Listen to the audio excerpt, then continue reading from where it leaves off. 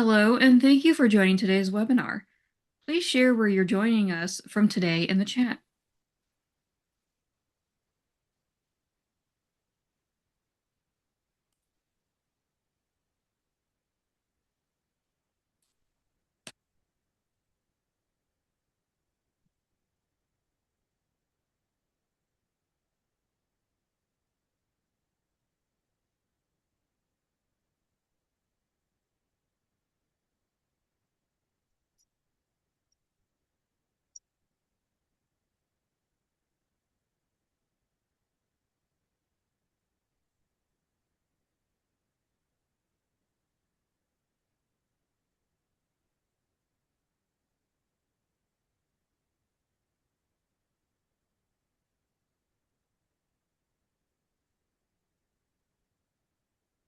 Okay.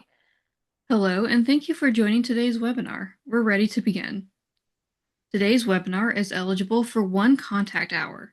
Sigma Theta Tau International Honor Society of Nursing is accredited as a provider of nursing continuing professional development by the American Nurses Credentialing Center's Commission on Accreditation. The nurse planners, content experts, faculty, and others in control of the content today have no relevant financial relationships with ineligible companies. To receive contact hours for this NCPD session, participants are required to attend the webinar and log into our learning management system to complete an evaluation form. Information on how to access this will be emailed to all attendees 1 week from the webinar. This webinar is being recorded and will be available via the Sigma repository within a few business days of recording.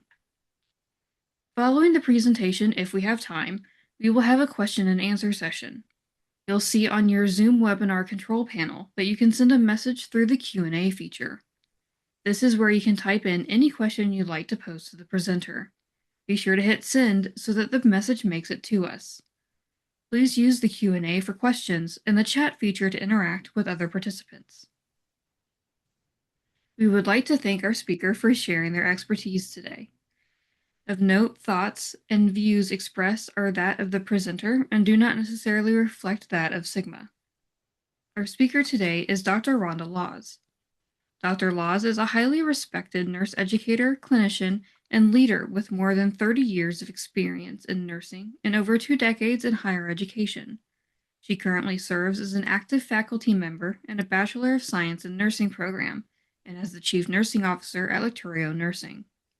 Dr. Laws holds a PhD in educational psychology, with research focus on academic resilience, self-efficacy, mindset, and evidence-based strategies for teaching and learning. Her expertise in these areas has informed her dynamic and student-centered approach to nursing education. In addition to her academic and clinical roles, Dr. Laws is nationally recognized for her extensive experience in NCLEX preparation. She spent years equipping aspiring nurses with the knowledge, skills, and confidence needed to pass the NCLEX RN exam. Through engaging lectures, innovative teaching methods, and a deep understanding of test-taking strategies, Dr. Laws has helped thousands of students navigate one of the most challenging milestones in their nursing career. Her dedication to student success and passion for nursing education continue to shape the next generation of compassionate, competent nurses. Dr. Laws, I will turn it over to you now. Thank you. Well, hello, everyone. Wait for my camera to come on. There we go. I'm so glad to see you guys because, man, it is just February. It seems like spring break is a very long ways away, doesn't it? But most of us are all thinking about the NCLEX, particularly for our May graduates. So the whole purpose of this session is for you. It's meant to be a workshop so that you can walk out with some very practical strategies on how you can help students own their own NCLEX prep.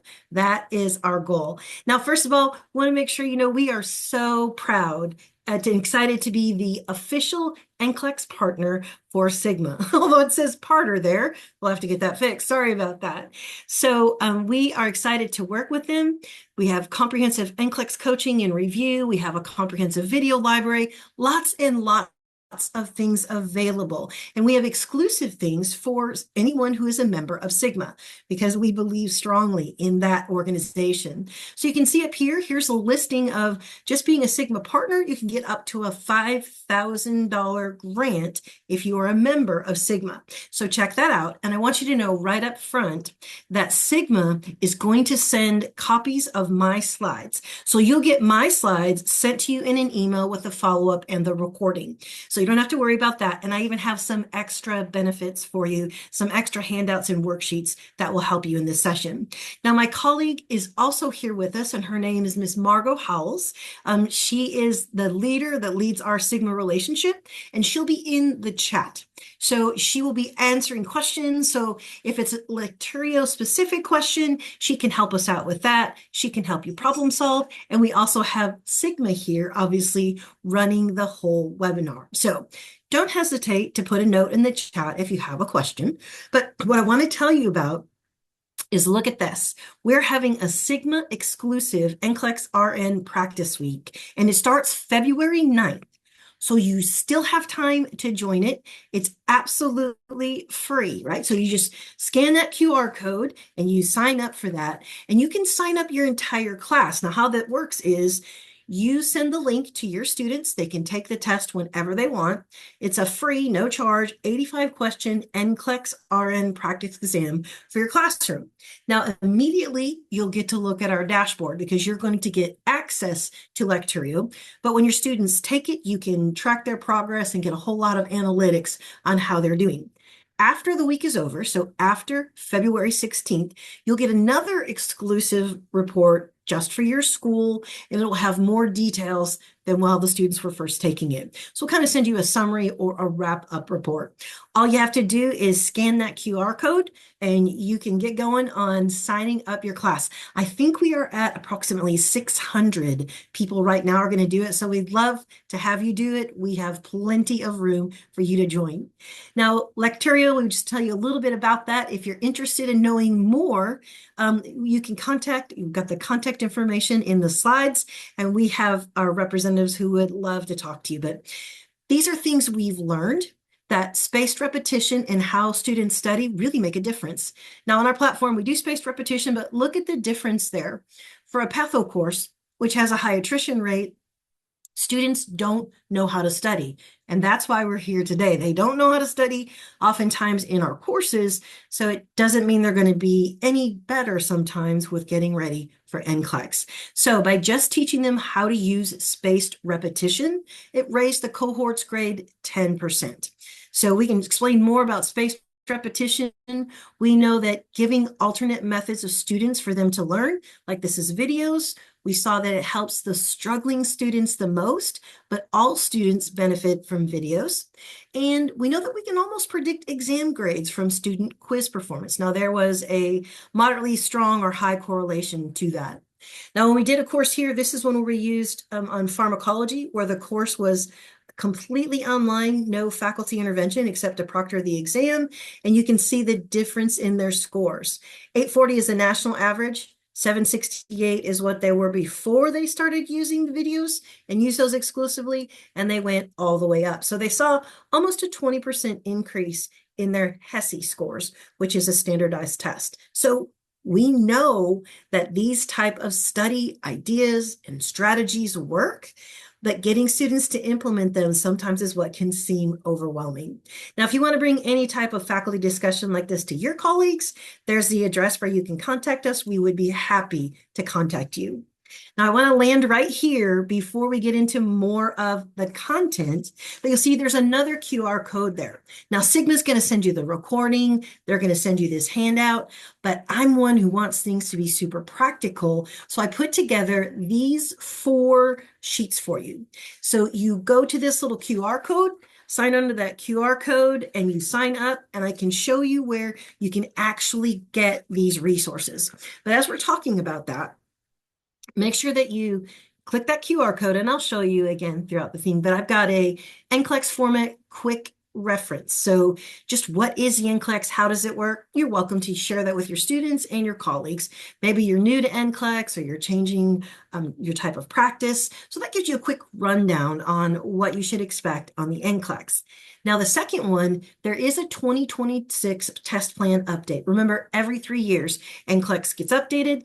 And so this will give you a quick reference, and it also give you the details. So the first is just a quick reference that lists all the changes, and they are minor. So it's nothing like we experienced in 2023. So don't worry about that. Now, the third and fourth worksheets, this is a faculty coaching script. We're going to talk about how you can identify where the student is, and then what are the things that they are likely to say, and then scripts for you and how to respond to those. So we have that available to you. And finally, another tool that you can literally hand to your students and say, walk through this tool, and this will help you identify the patterns. These are all things that students don't typically do on their own or even know where to begin. So here's what we're talking about for the rest of today. We're talking about the real problems, what you need to know about the NCLEX, then the practical coaching strategies, and we'll talk about some of those scripts and the best ways to handle those students, and your action plan. So when you leave here today and when we sign off, you will have a legitimate, this is what I can do right now today to start addressing NCLEX issues with the students. Okay, so I have to start with this first, and I often say this to faculty. There are some hard truths. Not every student is going to pass, even if they have great coaching. Very few schools, and no school that I'm aware of, has a 100% pass rate for the history of their school. Some students may not follow your advice. All right, so tell me in the chat, has anyone this semester had the experience where you gave student advice, either this semester or last semester, and they didn't follow it? Just give me a Y if you did. Okay. See, yes, yes, all the time. Okay. So know that you're going to do your best, but again, some of them may not follow your advice. And at the end of the day, you can't want it more than they do. Even though we want them to be safe, we want our programs to be admirable and respectable, but you have to somehow light the fire under them, and you can't be the one who carries the torch more than they do. But here's what you can do. You can provide structure, you can give them actual practical strategies, and you can give them support. And then you have to let them make their choices. So once we can all come together on that, then we're just going to do our best, but giving them structure, strategies, and support is what's going to make the difference. I've talked before at other faculty conferences where just giving them hundreds of questions to answer does not give you what you're looking for. If your program is simply requiring, 1,000 questions, but there's not any follow-up on what the student is doing with those questions, you're not likely to get what you want. Just answering questions kind of irritates them, and they don't do it to get knowledge from it or to see what their patterns are. They do it just to click angry. So remember, your role is to show them how to prepare effectively, and you can do that. You can do that with the structure, the strategies, and the support. Because what we're after is self-regulating, right? We want them to be active in their own learning. We want them to independently manage. We don't have to drag them all the way there. We want them to be able to set goals and plan strategies and adjust their strategies. We want them to be proactive and take responsibility. That's why we're talking today. We want them to own it. But here's the disconnect. I know you've seen students who are clinically excellent, like you see them at the bedside and they are like, wow, this is what we want in our profession.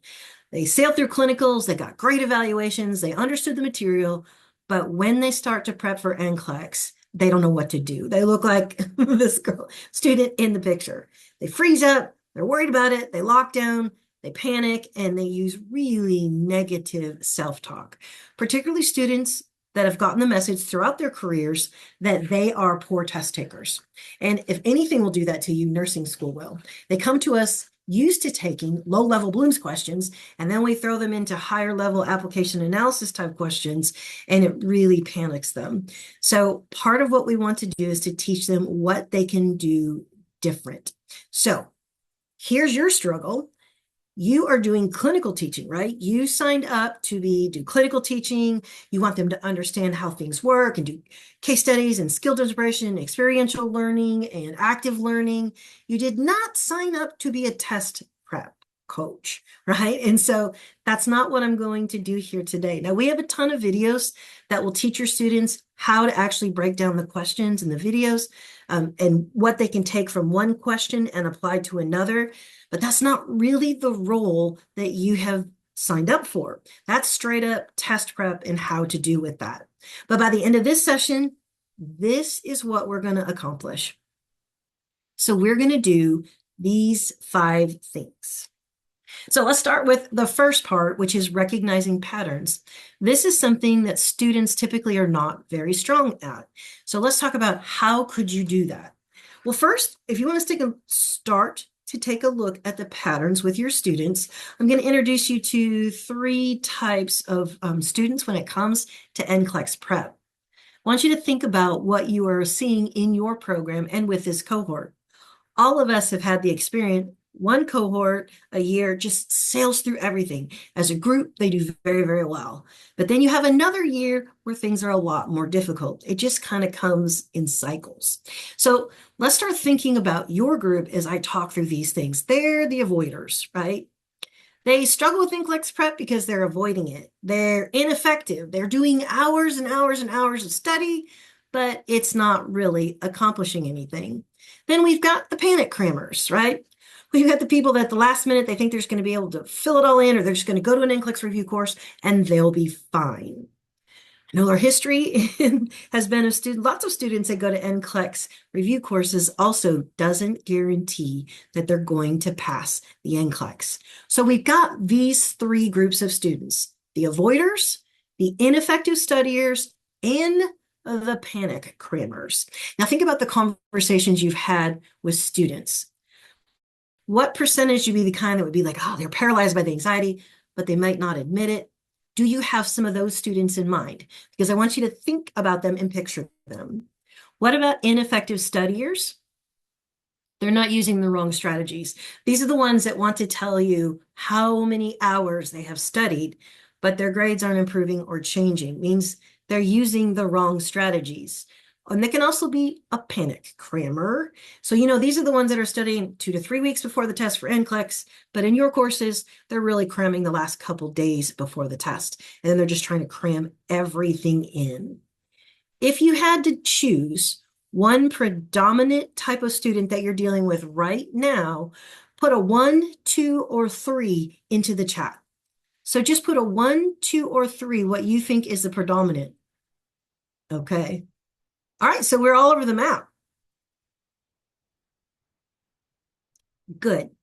Well, since you're the expert in your program, you know what the largest problem is, and those extra things that we give you, those extra worksheets, will give you scripts for how to talk to them and a tool to have them assess themselves, get the idea of what they need to be learning to be ready. All right, so let's keep going, and thanks for playing along. So these are things avoiders say, and I saw that some of you listed these. They said things like, I'll start studying next week. They're super defensive about how much time they study. They think, I'm going to be fine. Clinicals went fine, or other courses have been fine, or an entitlement that I graduated from nursing school, or when I do, that should mean I passed the NCLEX. So they really feel entitled sometimes without the work. Now, in reality, they might just be scared to death. They might just be paralyzed by the anxiety, but they may not tell you that. Some students tell you, like they overtell you and come to your office every week to tell you about how anxious they are. But this is the first group. And I saw that some of you said you had this group. Now, this seems to be the number I see the most. Oh, or John, yeah, I just don't have time because of work. That is a legit problem. But that would be something, if you're talking to a student, that you can help them see understood. So let's make sure that the time you do have to study is incredibly targeted and efficient. And that's kind of how I deal with that with students.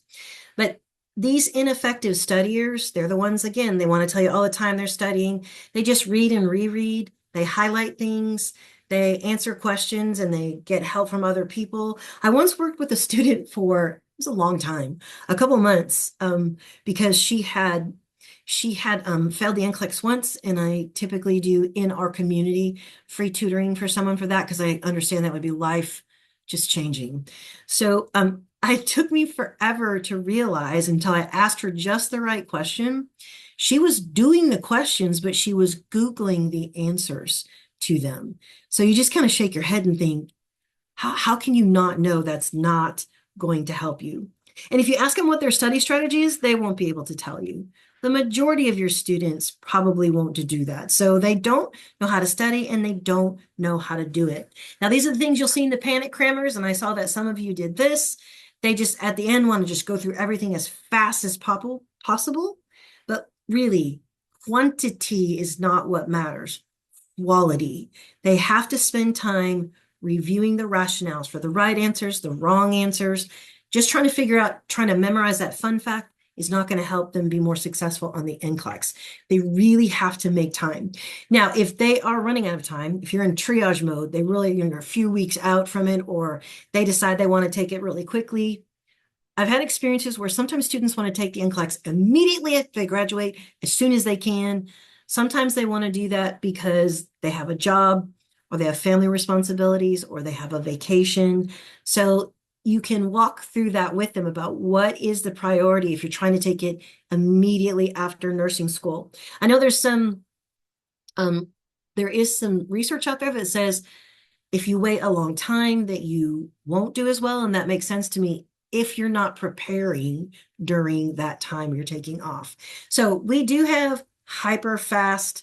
It's not our recommendation, but we can show you how to do that if someone needs to do that. Because again, we know these students have knowledge. We just want them to know how to use that knowledge, build on it, and then identify targeted areas where they can increase and improve that knowledge. Again, this is the spreadsheet where those sheets are, if you want those worksheets. And then you'll see this is the web page that will come up. It will look like that. And I wanted you to know the faculty resource sheets are down at the very bottom. So you just have to scroll all the way down to the bottom and you see there that says faculty resource sheets from for February webinar. Okay, so we've got 3 groups. You've thought about which one are you seeing predominantly and who are you spending the most time with. Now we're going to talk about what you need to know about the NCLEX when you do talk to them. Oh my heavens, Christine, I understand. She's saying many of her students are international students and they struggle with the language and the terminology. Absolutely. Yeah, I have several international students where I teach adjunct too. Oh, you were giving ESL dictionaries, but we had to stop because it wasn't utilized across the university. Okay, that sounds like an administration decision. I can tell you on our prep, you can go ahead and click closed captioning and it translates it into over 30 languages. So all of our content is translated for your international students. So what do you need to know about the NCLEX? Well, first I'm going to start with what the updates are, right? There's some structural and terminology updates, but I promise nothing is a big deal. Look, they renamed safety and infection control is now safety and infection prevention and control. That's it. They've tweaked the lifespan focus a little bit, and they've kept the percentage weights the same that they were for 2023. They're identical to 2023. So no reason to panic or get worried about that. We're in good shape. This really basically just changed that terminology. Now there's new clinical expectations, and these are the 4 areas: health equity, unbiased care, modern confidentiality, and new monitoring. So they're now expected to monitor and maintain internal devices like ICP monitors, where before they were not expected to. Now, we've already been aware of these updates and we've made the changes to our content, so we have you. Also, we have a whole series on diversity and equity and inclusion, but what we really most want you to know is we've got those sheets available to you. You can download them and have both the short overview I just shared with you and then all the details. Now, here's the information you're going to want to be able to tell students. Tests can be 85 to 150 questions. No matter how long your test is, 15 of those are pretest items, right? They're not going to count, but the student won't know what they are. So you take that 15 off, that tells you they'll be scored on 70 to 135 questions. It's a 5-hour maximum time limit. It is computer adaptive testing, and they only will get a pass, fail only score. They will not get what their score is. Remember, with computer adaptive testing, if they get the answer correct, they'll get a little harder question. If they get it wrong, they'll get a little easier question. And that line in the middle that is blue, that's the logits line. That means the computer has to be 95% confident that you stayed above that passing level, the 0.00 logits, and that's when it knows that you have passed. So students often think if I get one question and the next question is on that same kind of topic, I must have got that question wrong. Not true. It's not about topic, it's about difficulty of question, and everybody's NCLEX follows the same thing. So there's the logits right there. If you're above 0.00, pass, below, you fail, and they never see that. And remember, this is just minimum safety. This doesn't mean they're going to be fantastic. This just means they've met minimum safety standards. Now, this goes over the changes since 2023. It'll be part of your handout, but you're not going to need this information. Likely all of you already know this, but it's about the number of case studies that'll be on there, that they're looking for decision-making, clinical decision-making, not just can they answer the questions correctly. Now, this clinical judgment measurement model, if you look at it, it's a full page of a model, but this is what the NCLEX tests, these 6 things. Can they recognize cues? Can they analyze cues? And you see all the way through the 6 steps. One thing you can do is use this language with them in your classrooms and in your conversations, and they will pay more attention to it if you say, hey, listen, this is how a nurse thinks, and this is how NCSBN, the people who write the NCLEX, are going to be testing you. This is kind of the framework that they're using. So to get them thinking in that mode will be really helpful. Now, it's the scoring for select all that apply that was the hugest change for us in 2023, because now they can get partial credit. They can get partial credit. So, and there's also some breakdown of that there, and I'll leave that there for you because I want to keep us moving.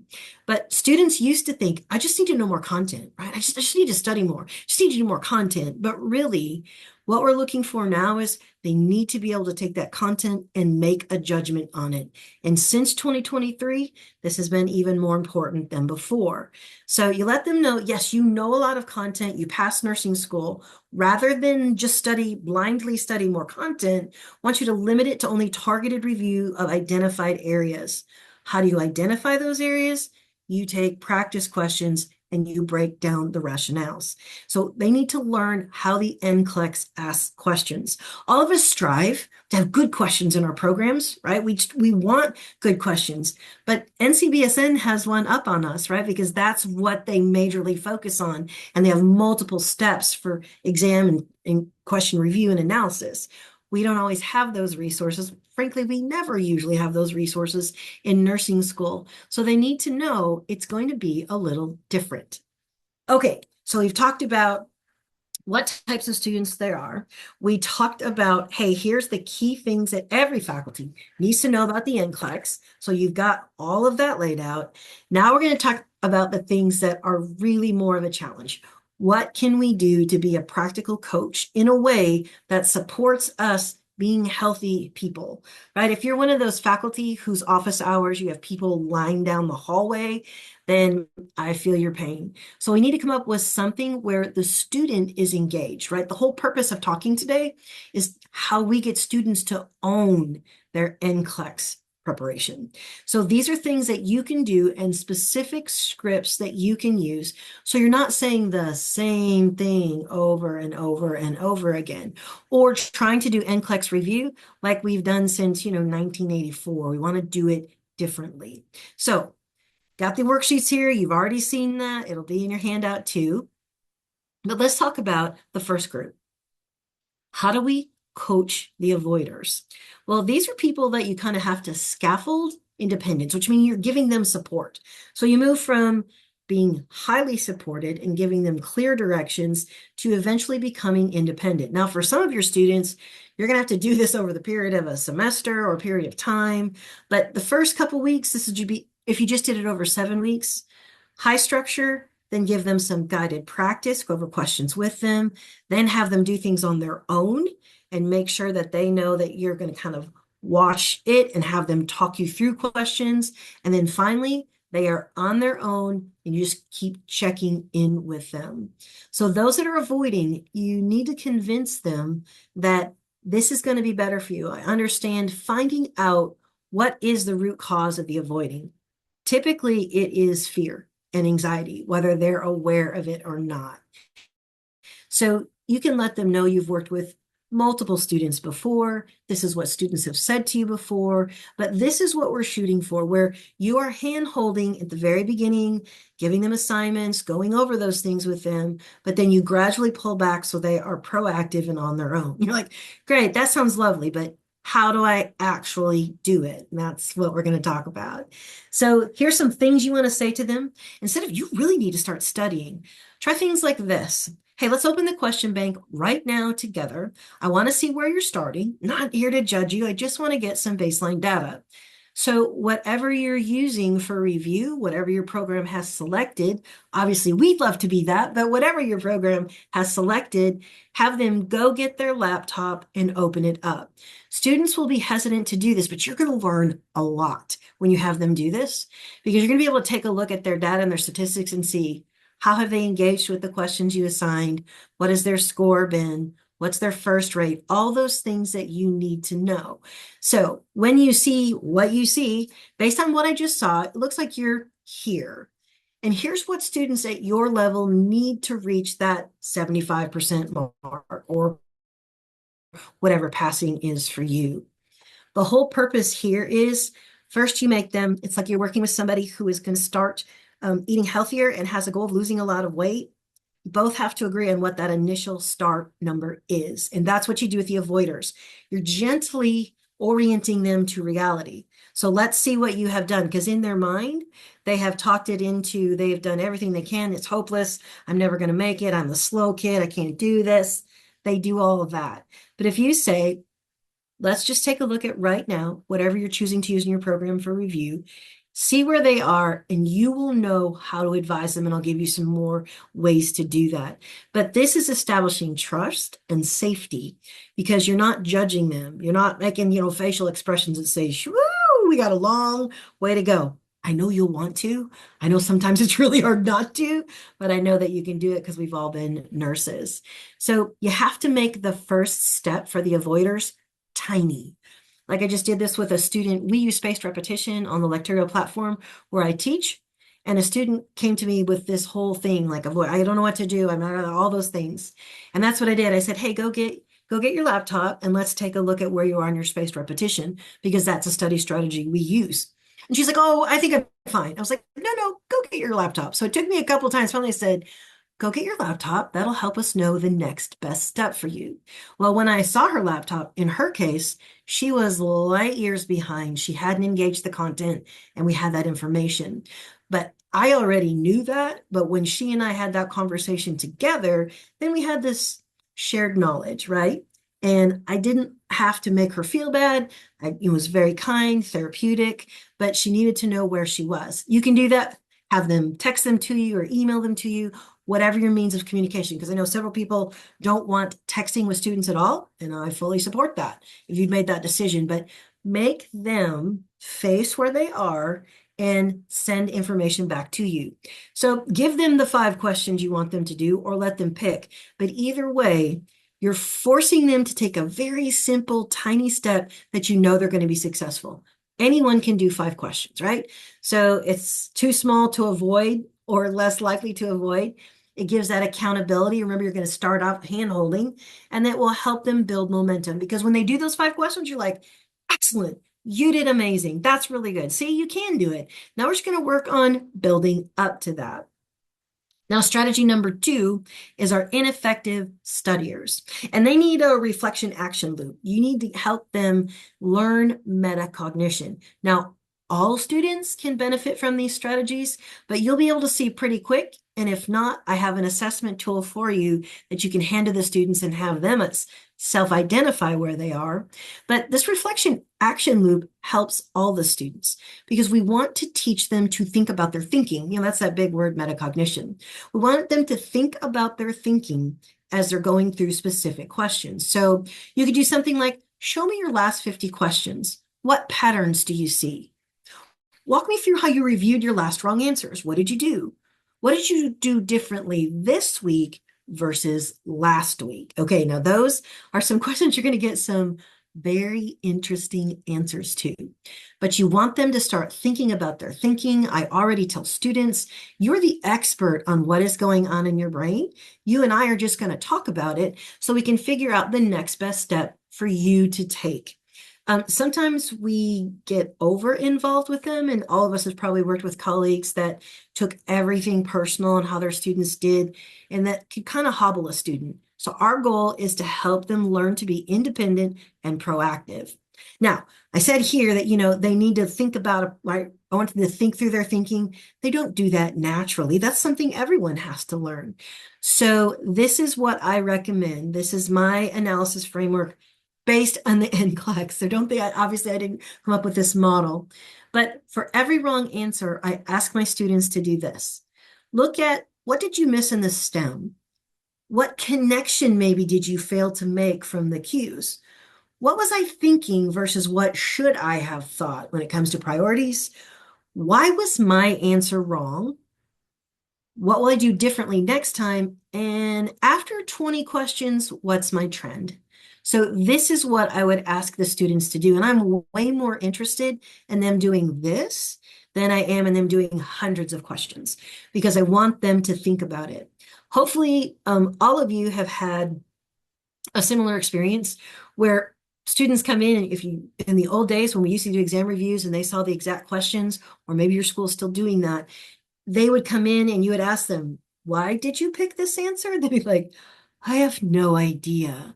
So them doing the work of figuring out, read the question too fast, missed a word, missed an assessment, didn't catch something in the last sentence or the focuser. Those are all ways they can make a question, but it's important that they recognize the mistakes they're making so that they can change the way they're thinking and not do that again. Now, they will, when they do rationales, they will get fun facts and things that they should learn. And I have all my students do an NCLEX notebook. We make sure that we have this notebook for them. And if there's, remember pediatric vital signs, and they'll write that in a certain section.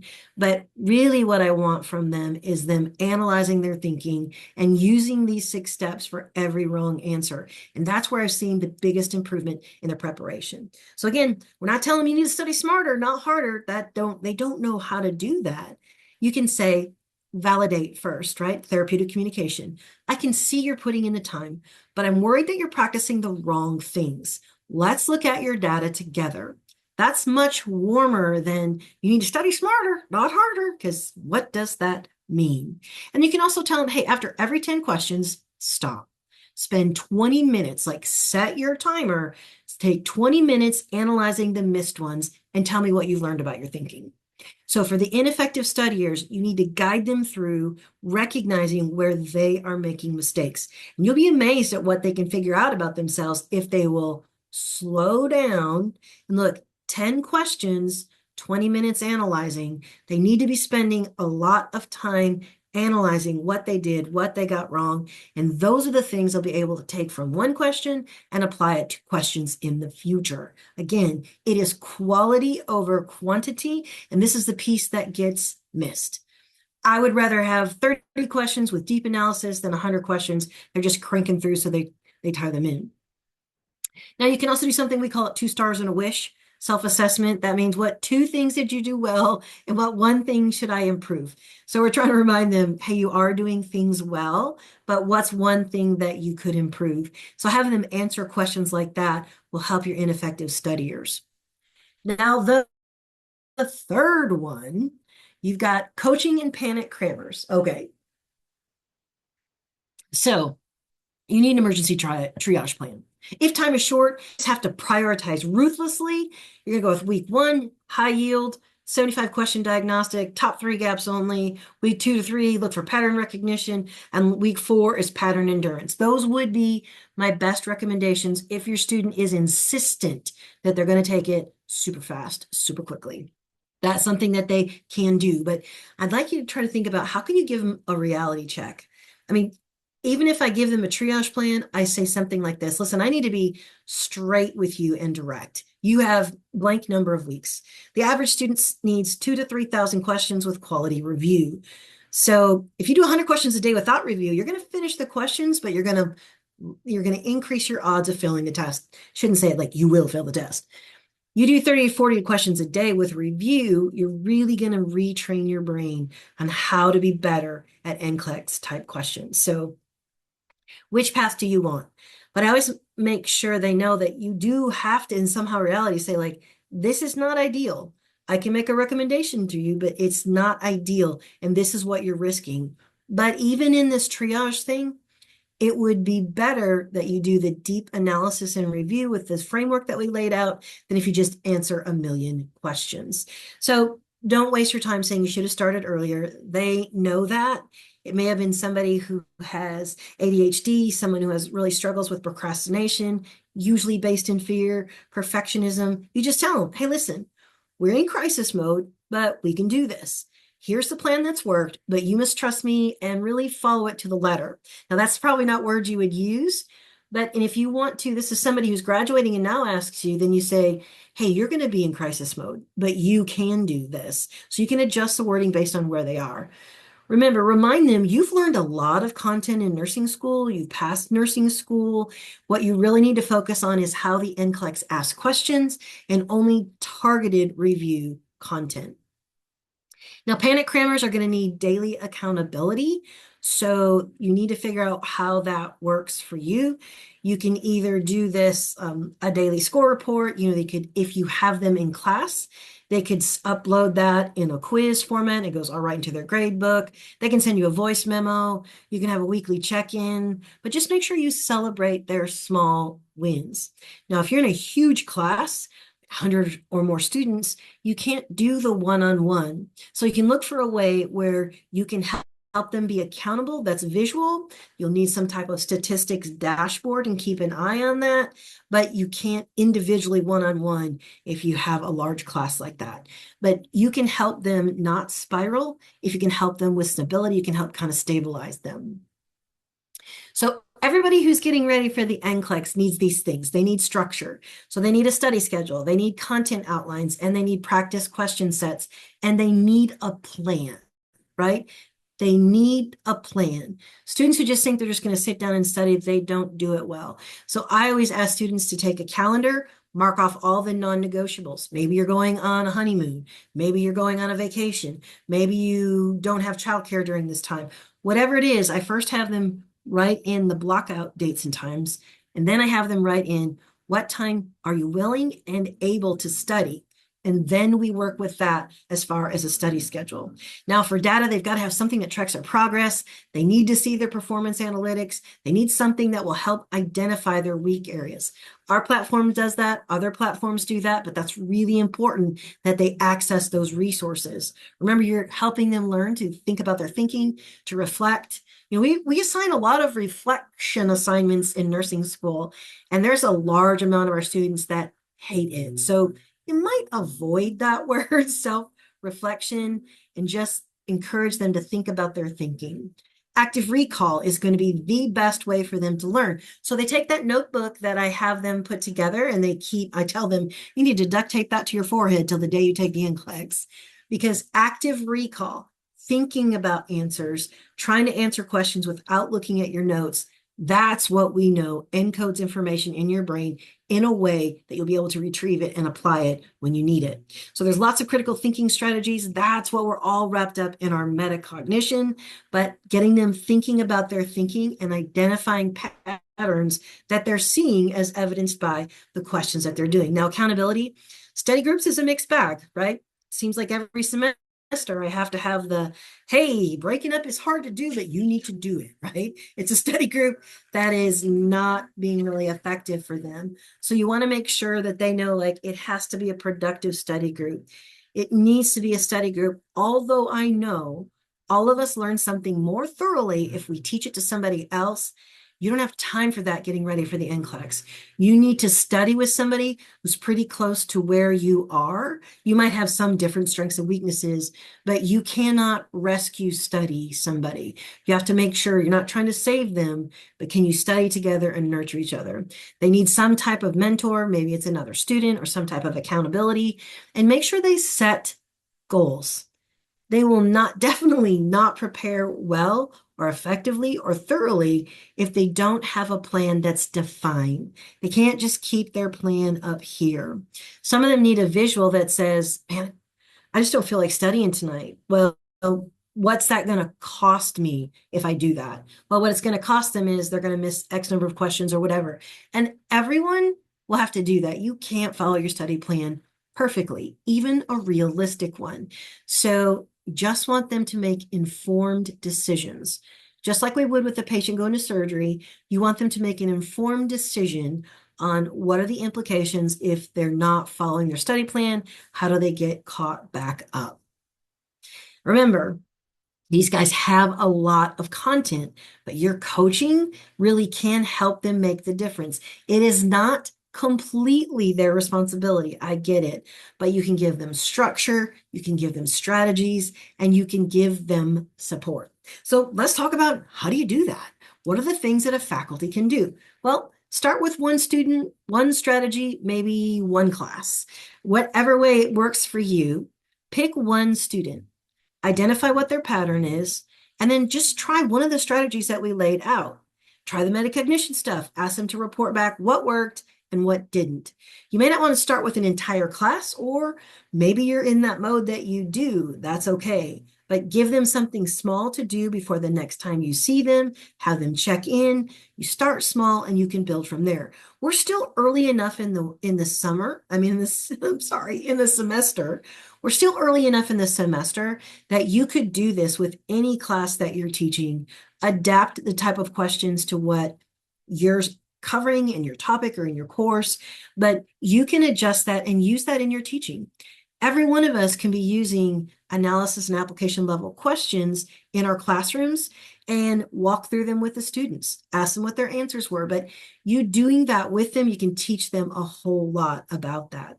Remember, we've got the scripts there for you and that student assessment tool. I'm not going to go over it, but it asks the questions all the way through. And if you have the students answer those questions, you send it to them, ask them to answer it, then you're going to get them to self-assess and recognize where they are. So how are you going to know that things are working? Well, you can track metrics like their practice question scores are going up. I wouldn't look at that more than weekly. If you take a look at what are they reporting or how can you see in your system, how many questions have they completed with a review? I know on our system, and I imagine is in other systems too, it shows us how long the student spent reviewing the questions. You'll be able to see that. What are you assessing about their ability to identify patterns? Are they getting better? Are they saying, ah, I did that again? That means that's good. When they say that, I mean, it's not good that they did the bad thing again, but what's good is they're identifying patterns, because what they acknowledge is a pattern and a challenge for them. Then they know how to try to work on fixing that. And just see what you see about the student's confidence level. That's a tougher one to do, but you can have them self-report. It's great to see when you start with them, hey, how confident are you if you took the NCLEX today that you would pass it, right? And you can ask them that question over and over again, and you should see their confidence going up. If it's not, we've got some challenges. But after about 2 to 3 weeks, that would be a good time to adjust your strategy. Now, hopefully we want you to find your support network, because you can't do this just as one faculty in a college. So look at who else is actually interested in coaching NCLEX. I have faculty that are really excited, and I have other people like, not my problem, right? You'll have all of those, even though it's all our problem what our pass rate is. But maybe you can set up like a support group, or someone doesn't even have to be at your school, but let's just talk about what's going on with the NCLEX, what's going on with prep, what's working in your program, what's working in my program. And you can kind of create a faculty learning community. I know Sigma is great about communities. Maybe that's something that we could look at starting here, because when we each share things from our situations and experiences, when we share scripts that we used, the scripts I put up there, are just ideas, just to get you thinking. You can come up, obviously, with lots more ideas and things that sound more like your voice. But we share these things together. It's going to be super helpful to all of us. So you can share what you did right with Successful. You can even share what you might not have done right? Because we all have those stories. And you can talk to us about problem solving challenges. So we will include any follow up on that if we set up an official one for Sigma, but you can always set that up in your circle of influence. So remember, not everyone's going to pass, even if you do excellent coaching, which I'm sure you do. Some students aren't going to follow your advice. You can't want it more than they do. But here is what you focus on, the things you can control. You can provide structure, strategies, and support. And I hope that I have given you some very practical ways to do that. And we have those additional resources for you to utilize that. And then you have to free them to the universe when they let them make their choices. Remember, our role is to help them know how to prepare effectively by showing them how to do that. And I challenge you to start with even just one student this week. Remember, a lot of the reasons our students are failing NCLEX is not because they don't know enough. It's because they don't know how to prepare for a standardized exam. And now you have the tools that you can help them. So remember, if you want any of these PDFs, you can put it right there. There's the QR code. And while I have that on and up, Margot, are there any questions that I missed that I could answer? Yes, Ada, the slides will come in an email. Mm. Oh, so sorry. I was wrong on that. So they don't come in an email. You sign on to get it. Apologies for giving you the wrong information. Currently out of the country and sitting in your car. Excellent. I hope it's someplace beautiful. Oh, well, thank you. I'm glad you think that is practical. All right. Wow. I love it. Okay, but hey, I would love to continue to have conversation with you guys this week. I hope that you join us for the Sigma exclusive NCLEX practice week. I'd love to have conversations with you about your individual cohorts. Remember, you've got all these opportunities and ways to do that. If you want to join that, we are so happy that you came. This is where you can contact me at if you want to. And you don't know how much it means to me for colleagues to say that you found it practical and you enjoyed it and it was worth your time. Because all of us are just, we're so many meetings that we're in. So I'm glad that this was helpful for you. And I hope that you will sign up and get those practice sheets. And please tell me how it's going. I would love to hear about it. Well, that's all I have. Unless there's a question, Monica, I'll turn it back over to you at Sigma.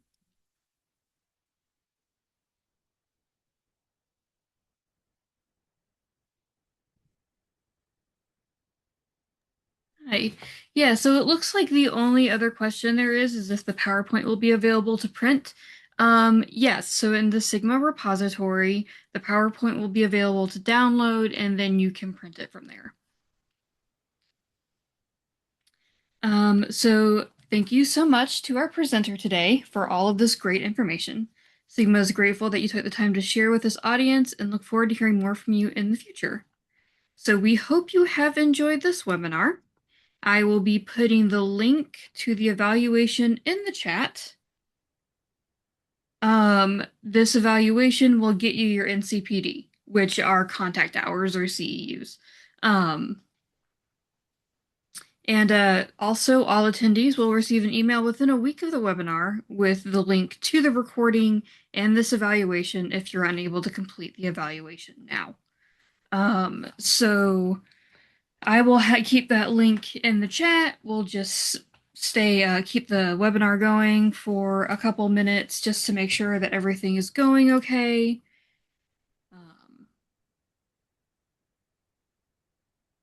Oh, Oh, I what guess it's a says good it's thing not that I stayed available? because it's, Hello? yep, says it's not available. Let me take a look at that. I am so sorry. Oh, that's classic technology, isn't it? It really is. Yes, because you deserve those contact hours.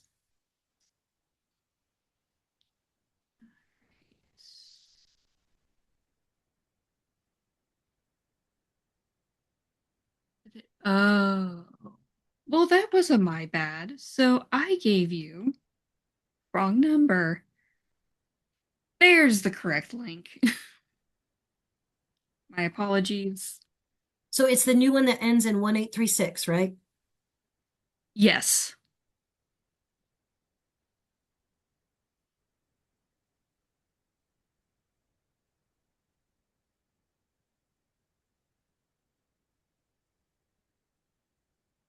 Okay. And I just tested it and it should be working. Um,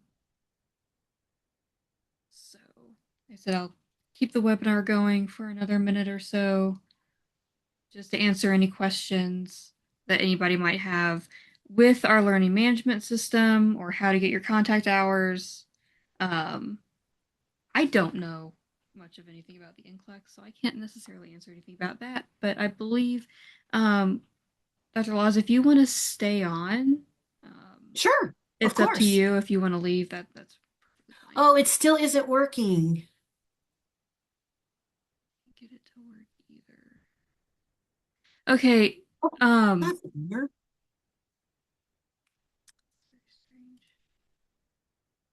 Carrie says that's the registration link. It's sending me the modules to complete. Yes. So, technically this is a course within our learning management system. That's just unfortunately how it works. It has to be a course. You just hit start now. You'll have the accreditation statement. There will be a coming soon video that will be where the recording goes. And then you just confirm that you watched it, and then you have the survey, and then you're done. It literally should take you less than 5 minutes, 2 minutes at most, depending on how much you want to think about the answers to the survey. Um, but yes, you have to enroll in it because it is technically a course. Um, and make sure I'll put the link back in here again. You use this link, not the first one that I put in there. Um,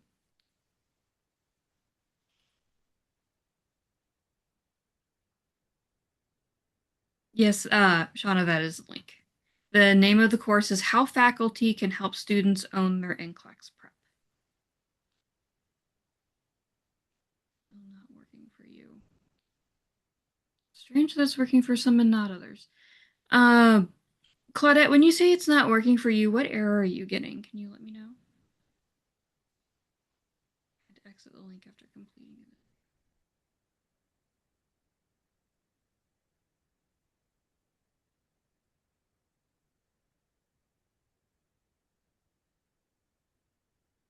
Oh, someone's offering advice they had to exit the link after completing and then reopen the link. Then the module showed up for them.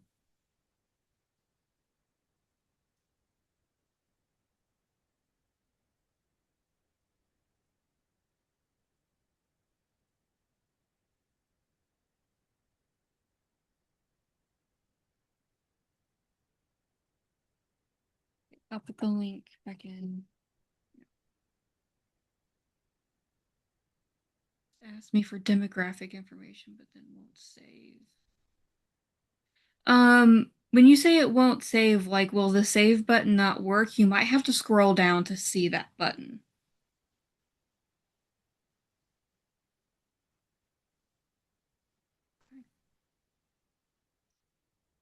And it's quite possible for some people we might have some difficulties. I always suggest using Chrome or Firefox and not doing it through your phone, just because it's kind of easy for mobile devices to get a little weird with how it saves things. So if you're continuing to have any issues, you can email us at education@sigmanursing.org. Put that in the chat as well, and we'll be more than happy to help you work your way through the process. The button, but it won't save. But on phone, it might be because it's a phone. We do know that our LMS is depending on things, can be slightly iffy on phones because of a lot of different factors. Okay, so it looks like most people are having. Oh, that says resource not available on my laptop and using Google Chrome. Okay, Shauna, if for whatever reason the link is still giving you the resource not available error, you can go at the very top of the page. There should be like home, my learning, catalog, and resources. Um, if you go to catalog, then this course where the survey is should be the very first course. So if that's an easier way for people to get to it, then that could also that's also a way to get to it. Okay, good. Shauna, you're good. All right. So it looks like for most people, it keeps asking me to log in with my credentials or create an account. Yes, you will need to log in. If you don't have an account, then you can create one. It's a free account. But unfortunately, yes, you do need to have an account with us in order to get NCPD.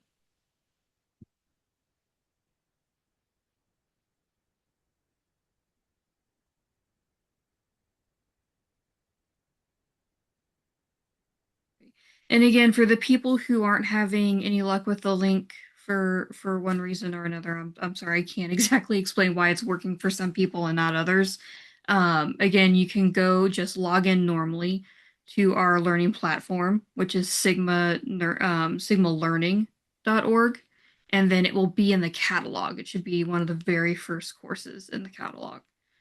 So that is another way that you can get to it.